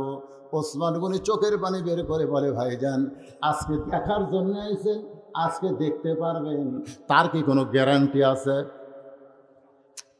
রাখাল কয় কি কয়, কি কইলেন আপনি? আজকে দেখার জন্য আইছেন, আজকে দেখা হবে তার কি কোনো গ্যারান্টি আছে? রাখাল বলতে যে 100 বার গ্যারান্টি আছে, দেখা হলে আমি চলে যাব। ওসমান গনি ছোট বাচ্চার মতন কান্দের বলে, আজকে কয়েক বছর হলে আমি সামনে কাতারে নামাজ পড়ি, এখন পর্যন্ত আমি দেখতে পাই নাই, এখন পর্যন্ত আমি দেখতে পাই নাই, আর তুমি আজকেই দেখতে পাইবা। রাখাল বলতেছে তাহলে তোমার চোখের সমস্যা আছে। আজ কয়েক বছর হলে তুমি সামনে কাতারে নামাজ পড়ো, এখন পর্যন্ত দেখতে পাও না, তাহলে তোমার চোখের সমস্যা আছে। ওসমান গনি দেখতে চায় নামাজের মালিক আল্লাহকে, আর রাখাল দেখতে চায় হযরত উমরকে। ওসমান গনি কাকে দেখার কথা বলতেছে? কেন বলতেছে? কারণ আল্লাহ রাসূল লোভ দিছে, লোভ। আল্লাহ রাসূল কিন্তু বলেছে আনতা আবুদুল্লাহ কাআন্নাকা তারাহু, বুখারী শরীফের কিতাবুল ইহসানের হাদিস। আনতা আবুদুল্লাহ কাআন্নাকা তারাহু ফাইন লাম তাকুন তারাহু ফাইন্নাহু ইয়ারাকা। যখন তুমি আল্লাহর ইবাদতের মধ্যে শামিল হবে, ইবাদতের মালিক আল্লাহকে দেখতে পাবে। জোরে কর সুবহানাল্লাহ। কিন্তু এখানে আবার কি কইছে, যদি আল্লাহ দেখা সম্ভব না হয়, তাহলে আল্লাহ যে তোমাকে দেখতেছে এই বিশ্বাস তোমার কলিজার মধ্যে আসবে। আমরা যখন মসজিদের মধ্যে যাই, আমাদেরকে কে দেখে? আরো জোরে বলেন, কে দেখে? বিশ্বাস হয় আপনাকে রে? ওসমান গনি বলে, ভাইজান কয়েক বছর হলে সামনে কাতারে নামাজ পড়ি, আজ পর্যন্ত দেখতে পাইলাম না, আর তুমি আজকেই দেখবা। রাখাল বলতেছে যদি তোমার সমস্যা হয় তুমি আমার হাত ধরো। ওসমান গনি বলতেছে তুমি আমার হাত ধরো, আমি নিজেও দেখব এবং তোমাকেও দেখা দিব। সঙ্গে সঙ্গে ওসমান গনির সামনে আল্লাহর কোরআন এসে বলতেছে, ইয়া আইয়ুহাল্লাযীনা আমানুত্তাকুল্লাহা ওয়া কুনু মা'আস সাদিকিন। এই আয়াতের বাংলা অর্থ কি? যে ইমানদারেরা, তোমরা যদি আল্লাহর ভয় কলিজার মধ্যে রাখতে চাও, তাহলে সাদিকিন সত্যবাদী বান্দাদের তোমরা সাথী হও। মা মানে কি? সাথী হও। তাহলে আমাদের বাংলাদেশে সাদিকিন সত্যবাদী বান্দা কারা? আমাদের বাংলাদেশে সত্যবাদী সাদিকিন বান্দা কারা? কোন আলেম রে? এই হক্কানি আলেম কারা? বর্তমানে জেলখানায় বন্দী আছে যারা, তারাই হক্কানি আলেম। জোরে কোন কথা ঠিক কিনা? এই বাংলাদেশে 50 বছর কোরআনের হক তাফসির করে বাংলাদেশের মানুষ তাফসির কারে কয় এটা বুঝাই দিয়া সেই আল্লাহর ওলি এখন জেলখানায়। জোরে কোন কথা ঠিক কিনা? মা সাদিকিন মানে কি?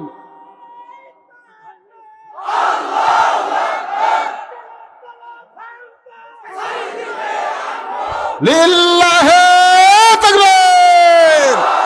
কোরআনের আয়াত ধরে ধরে শোনেন। কোনদিন আপনারা শুনেছেন বাংলাদেশে কোরআনের আয়াত তেলাওয়াত করার পরে এটা কোন সূরা, কোন পারা, কোন রুকু, কত আয়াত, এটা কে কছে? এত সুন্দর করে একটা তরতাজা যুবক আমার ভাইস্তা এখন জেলখানাত বন্দী হয়ে আছে, যিনি কোরআনের হক কথা বলে। নামও বাপের নাম আজিজুল হক, তার নাম হলো মামুনুল হক। জোরে কোন কথা ঠিক করে? আজকে সে কোথায়? আর আমরা তেল তেলা, এই তেল তেলা করে ধরলে হবি না। অকুনু, আল্লাহ বলেছে অকুনু মা সাদিকিন। দরকার হলে ওই হুজুর ধরবার যায় হামা করে জেলখানা যাওয়া লাগবে। বাংলাদেশের খালি 1 কোটি মানুষ খালি বলুক জেলে যাব, জেলে যাব, সরকার কয় ছাড়িয়ে দিব, ছাড়িয়ে দিব। কিন্তু হ্যাঁ, আমাকে বগুড়া জেলার তো আমার বাড়ি। যখন তারেক জিয়া বগুড়াতে আসতাম, আমি নিজে দেখতাম তারেক জিয়ার সব চামচারা জিকির করতো। তারেক জিয়া যেখানে আমরা আছি সেখানে, যেই তারেক জিয়া জেলখানায় এক চামচার মিছিল নেই। নেতা আছে যেখানে আমরা আছি সেখানে, নেতা এখন জেলখানাতে আমাকে কুটি শোনেন, অত্যন্ত গুরুত্বপূর্ণ আলোচনা। ওয়াকুনু মা'আস সাদিকিন। ওসমান গনি মনে মনে চিন্তা করে, নিজের যোগ্যতায় এত বছর সামনে কাতারে নামাজ পড়ছি, এখন পর্যন্ত দেখতে পাই নাই। আজকে হয়তো একজন আল্লাহওয়ালার ওসিলায় দেখা যাবে। জোরে কোন সুবহানাল্লাহ। ওসমান গনি রাখালের হাতটা চাইপা ধরছে, আমার দিকে খেয়াল করে, এখন ওঠা বসা করা যাবে না তো। এখন মারাত্মক কথা হচ্ছে, ওসমান গনি হাত ধরছে কার? এজরে কানকার। আপনারা মনে হয় ওসমানকে চিনেন না? চেনেন? ওসমানকে চেনেন? এখানে যারা হাদি সাহেব আছে, আপনি হজ করছেন তো? কোন সনে করছেন বাবা? 12। আচ্ছা ঠিক আছে, আমার সাথে। আমি 11 করছি, 12 করছি, একসাথে করছি। তো জান্নাতুল বাকির মধ্যে ঢুকতে গিয়ে যেই কবরটা সবচাইতে সামনে পড়ে, সেই কবরটা হলো ওসমান গনির কবর। ওই কবরের পাশে একবার যদি আপনি দাঁড়ান, ভাই আমার দাঁড়াইছে, যারা হজ করছে তারা দাঁড়াইছে, খালি দাঁড়ান, চক্ষুটা বন্ধ করেন, একটু মোতাবাজ্জা হন, দেখবেন আপনার গোটা দেহ থর থর করে কাঁপতেছে। কারণ ওসমান গনি 2.5 হাত মাটির নিচে, মরে নাই। ওয়ালা তাকুলু লিমান ইয়ুকতালু ফি হিয়াউ ওয়ালাকিন লা তাশউরুন। ওখানে একটা পাথর আছে, আমি নিজে দেখছি। ওসমান গনির শিয়রের পাশে একটা পাথর, ওই পাথরের গায়ে খোদাই করে লেখা আছে ওসমান গনি। কি গনি? আসলে আপনারা কোরআন শরীফ পড়েন, আল্লাহু গানিয়ুন ও আনতুমুল ফুকারা। আল্লাহ বলেছেন আমি হলাম ধনী, বাদ বাকি সব ফকির। কিন্তু রাসূল বলেছে ইল্লা ওসমান ও গানিয়ুন, একমাত্র ওসমান হলো ধনী। জোরে কোন সুবহানাল্লাহ। সাহাবারা জিজ্ঞাসা করলেন, রাসূলুল্লাহ ওসমান কেমনে ধনী হয়? আল্লাহ নবী বললেন, তাহলে শোনো, আমি নবী বসে আছি, এমন সময় একজন সাহাবী আমার কাছে এসে বলে, ইয়া রাসূলুল্লাহ মেহেরবানি করে আমার একটু সহযোগিতা করেন। আল্লাহ রাসূল এইভাবে জুব্বা তুললেন, আমার দিকে তাকায় দেখেন, নবী এইভাবে জুব্বা তুললেন। সাহাবী তাকায় দেখে নবী খুতার জ্বালায় পেটে পাথর বাঁধা বসে আছে। সাহাবী কানতে কানতে যখন রওনা দেয়, আল্লাহ নবী ডাক দিয়ে বললেন, আম্মা সাইলা ফালা তানহার, সাইলকারীকে ফিরান যায় না রে, তুই আমার পেটে পাথর বাঁধা থেকে কোথায় যাস? বলে, হুজুর আমি তো আর কি অভাবী, আমার চাইতে আপনি বেশি অভাবী, আপনি আমারে কিছুই দিবার পারবেন না, এই কারণে আমি ফিরে যাই। রাসূল বলেন, আমি দিবার পারবো না তো কি আছে, আমার একজন জামাই ওসমান আছে, যাও তুমি তার কাছে যাও। ওই গরিব সাহাবী নবীর কথা মতো ওসমানের দরবারে গিয়ে দেখে, বাজান সন্ধ্যার সময় ওসমানের ঘরে একটা বাতি, ওই বাতির আলো একটু বেশি হয়েছে, ওই আলো ওসমান গনি শোলটা টাইনা টাইনা কমাইতেছে। গরিব সাহাবী কয়, এর চাইতে বেশি আলো আমার ঘরে জ্বলে, আমি তো এত কৃপণ না, এই কৃপণ আমাকে কোনো দান করবে না। নবীর কাছে গিয়ে বলে, হুজুর আপনি দিবার পারবেন না ঠিক আছে, কিন্তু এমন কৃপণের কাছে আমার জ্ঞান পাঠাইছেন। আল্লাহ নবী বলে, তুমি তোমার অভাবের কথা কইছো? বলে, হুজুর বলবো কেমনে? রাসূল কয়, আবার যাও। পরদিন সকাল বেলায় ওসমান গনির দরবারে গরিব গিয়ে দেখে, ওসমান গনি যেই বালিশে ঘুম পাড়ছে, ওই বালিশের কোনা ফাটা তুলে ঘরের মধ্যে পড়ে গেছে। সেই তুলে খোটায় খোটায় ওসমান গনি বালিশের মধ্যে তুলতেছে। গরিব মনে মনে কয়, আহারে, আমার এরকম তুলে যদি ঘরের মাজায় পড়তো, আমি সামটা দিয়ে ঝাড় দিতাম, খুঁটায় খুঁটায় তুলতাম না, এই কৃপণ তো আমার কিছুই দান করবে না। নবীর কাছে গিয়ে বলে, হুজুর আপনি দিবার পারবেন না, কিন্তু এমন কৃপণের কাছে আমার কেন পাঠাইছেন? আল্লাহ রাসূল কয়, তুমি কি তোমার অভাবের কথা কইছো?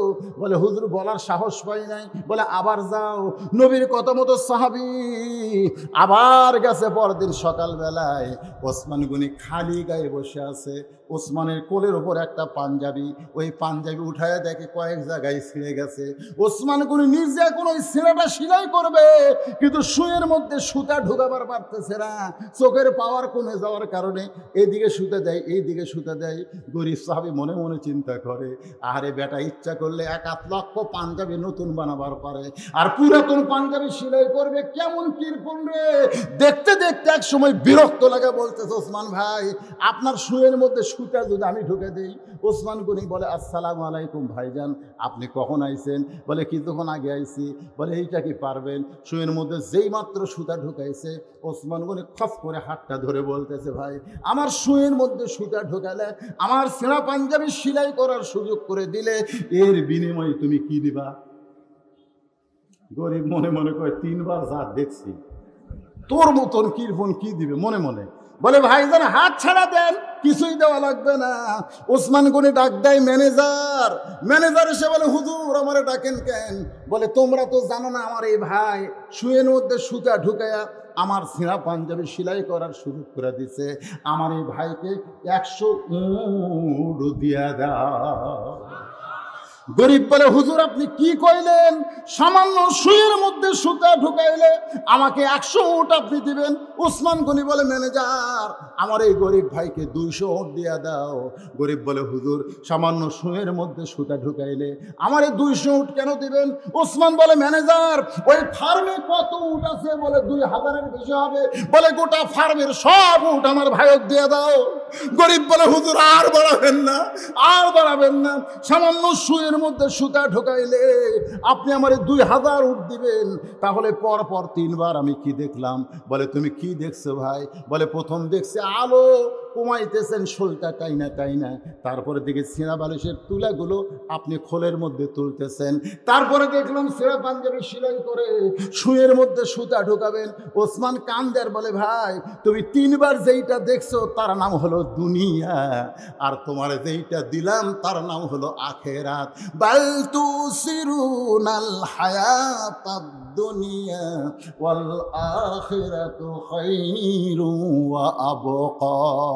এই দুনিয়ার আলোর দরকার ওসমানের নাই, এই দুনিয়ার ভালো বালিশের দরকার ওসমানের নাই, এই দুনিয়ায় ভালো পোশাকের দরকার ওসমানের নাই। ওসমান হলো আখিরাতের কাঙ্গাল। তোমারে 2000 উট দিয়া ওসমান আখিরাতের ধনী হতে চায়। সেই ওসমান হাত ধরে আছে কার?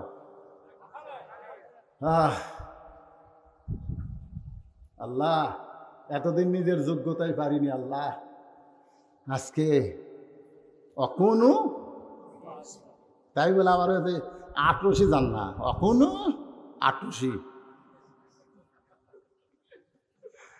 অকুনু দয়াল বাবা। হ্যাঁ সব মাছ ভান্ডারে যায়, দয়াল বাবা যায়। জীবন নষ্ট করবেন না ভাইজান, যদি ভণ্ড পীরের হাতে একবার হাত দেন ওই এমন কিছু আপনাকে খাওয়াবে আপনার ঈমান নিয়ে ফেরত আসতে পারবেন না। ধরে কোন কথা ঠিক? বহু আল্লাহওয়ালা আছে, বহু আলেম আছে, আল্লাহর ওলি আছে, হক্কানি দরবার আছে, সেইখানে যাবেন যেখানে চোর গেলে ভালো হয়। আসুন একটু মনোযোগ দিয়ে শেষ কথাটা শুনি। ওসমান গনি ধরে আছে রাখালের হাত। কিছুক্ষণ পরে মুয়াজ্জিন আকামত দেয়। উঠলেন কেন আপনারা? উঠলেন কেন? ইস্তেগফার পড়েন, এখনই মোনাজাত হবে। আপনারা শোনেন 12:30 বাজা গেছে, 12:30 বাজছে, এখন মোনাজাত হবে। তো উঠবেন কেন? এই কিসের পেশাব রে? অনুনাজ্জিলু মিনাল কুরআনি মা হুয়া শিফাউ ওয়া রাহমাতুল লিল মুমিনিন। মুমিনদের রোগের ঔষধের নাম হলো কোরআন।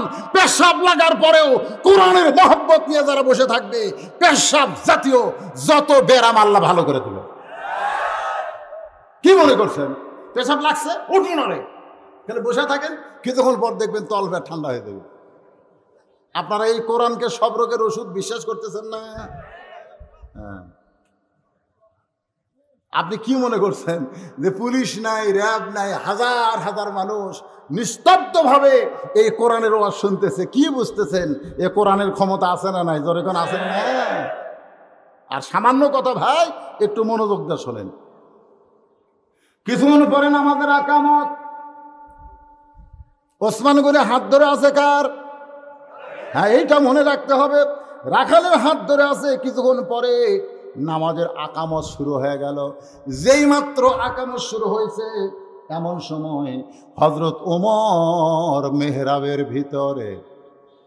এখন হয়তো আপনারা চিন্তা করবেন যে হযরত ওমর মেহরাবের মধ্যে কোন দিক দিয়ে ঢুকলো রে?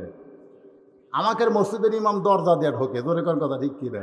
যখন বাংলাদেশে কোরআন দিয়ে রাষ্ট্র চলবে তখন ইমাম বোঝে। এখন সব জিনিসের দাম বাড়লো। না না না, ইমামের দাম বাড়েনি তো। আমি প্রত্যেকটা জায়গায় যাই বলি, ইমাম সাহেব আপনার বেতন কত? কত বছর? বছর চাই। চালের দাম যে 80 টাকা 200 হলো, ওগুলো সব বাড়ি হুজুর হামাকে বাঁধলো না। এই মুসল্লিরা, ইমামের বেতন না বাড়ান পর্যন্ত আপনাকে নামাজ হবে না রে, নামাজ হবে না। ইমাম বোঝেন হযরত ওমর কি দরজা দিয়ে ঢুকছে? যখন কোরআন দিয়ে রাষ্ট্র চলবে তখন প্রত্যেকটা ইমাম হবে ওই এলাকার নেতা। জোরে কোন সুবহানাল্লাহ। ওই যে মেহরাব বরাবর ছোট্ট একটা দরজা থাকবে, দরজার ওই পারে ইমামের রেস্ট রুম থাকবে। ইমাম আসবে, আসার পরে একটু সেপ খাবে, একটু কমলা খাবে, দুই একজন যে ইমামকে একটু হাদিয়া দিবে হুজুর। আর এখন হাদিয়া খালি যত দোষ ইমামে। ওই যে সিসি ক্যামেরা ধরা পড়ছে গতকাল, মসজিদের সভাপতি খালি মারতিছে, হুজুরকে মারে বারে। এটা কোন দেশ রে? আল্লাহ আল্লাহ। এই ছোট্ট একটা দরজা ছিল, সেই দরজা দিয়ে হযরত ওমর মেহরাবের মধ্যে ঢুকছে আর মুয়াজ্জিন আকামত দেওয়া শুরু করছে। ওসমান গনি রাখালের হাতটা ধরে দাঁড়িয়ে আছে। যেই মাত্র মুয়াজ্জিন বলছে কদ কামাতিস সালাহ, কদ কামাতিস সালাহ, সঙ্গে সঙ্গে রাখাল আল্লাহু আকবার।